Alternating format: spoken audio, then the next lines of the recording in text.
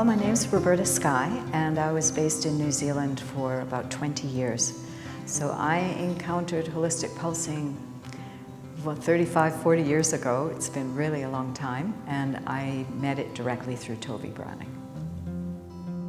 I was actually working as a receptionist in a clinic, and she was listed as an osteopath. And one day I came in with a really sore back, and she invited me before her client came to just have a few minutes on the table. And in those 10 minutes, she did gentle rocking. I got tearful, my back relaxed, but the most profound thing for me was that I went into an emotional state right away, and she was soft about it, and then I went back to work, and that stayed with me. So I then attended a workshop. This was before she had written the book, so she was winging it in lots of ways as well. And following that, she invited me and another woman to be private students, and she was in the process of writing the book. So I got the benefit of not only a lot of practice with her, but she would bring a new technique down to the clinic room and say, okay, tell me how this feels and what's going on, and she'd observe what happened in my body, and she was literally writing notes about the new techniques. Well, it was full on because, you know, along with her gentleness, she's very demanding for professionalism and depth, like to really understand the technique and to go as deep as possible with it. So I also, after I had been a private student for a little while, then when she started doing more workshops, I became a practitioner that helped other people go through their required 10 sessions. And then I would get supervision from her in that. So it was very much an apprenticeship and very thorough. Tovi arrived at a time when the whole concept of body-mind, emotional history and the body structure was new.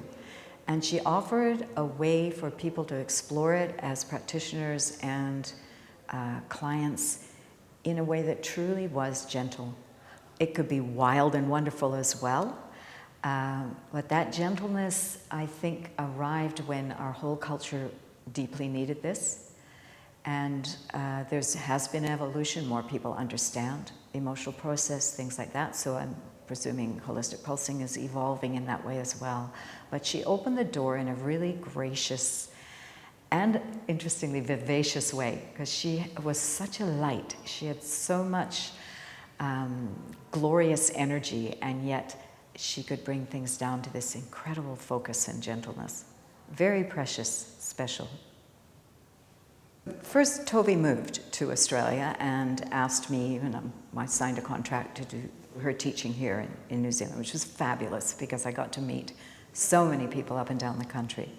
And during that time, she got an invite from somebody in Sweden and another person who had a session with a student, I think on the North Island, but anyway, he then came to me and said, how can I get this to Europe?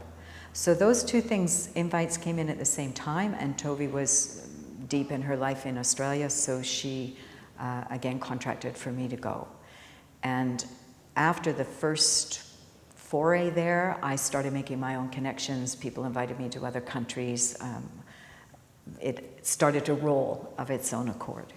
So then I did 4 years of spending months in Europe and teaching there.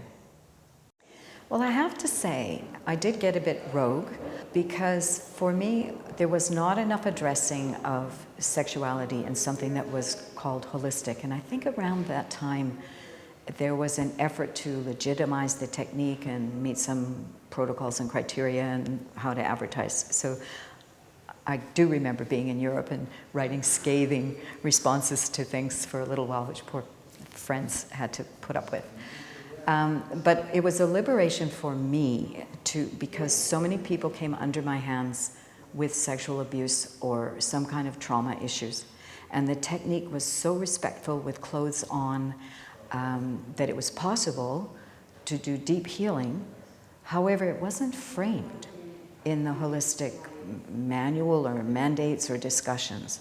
So for my own personal growth, I started to study tantra practices And I found that integrating some of these, which were so respectful and so not sex-focused, they're energy-focused, that I found a really good blend of using techniques and meditations. And it not only deepened the ability to support people in healing, but it added the next level, which I always felt was missing in any abuse counseling and healing, which this is 30 years ago. There was not a focus on returning to pleasure. It was all about processing the trauma. And the tantric arts were and are so full of an invitation to be in the erotic energy way beyond the sexual center, and with direct practices that are about coming back into the body and coming back into pleasure. And they're ethical and respectful practices. So while I was studying Tantra, we worked with all the elements, one of them being water. So I started to blend these. And I learned some Watsu and what's called Wasser dance, where you put a nose plug on and you're taken under the water. And one of the places I worked in Holland had a huge spa bath. So we began doing the pulsing in the water, 3 people at a time, so 2 people holding the person and the person floating. It was transformational. I feel even tingly talking about it. It was so beautiful because it's a womb-like experience as well, which the pulsing talks about. It was in fluid. It was total immersion, and people could pulse from the neck or the feet or the sacrum, and then lots of spontaneous things happen. So occasionally we come into the bath for the next group and everybody's laughing their heads off and splashing.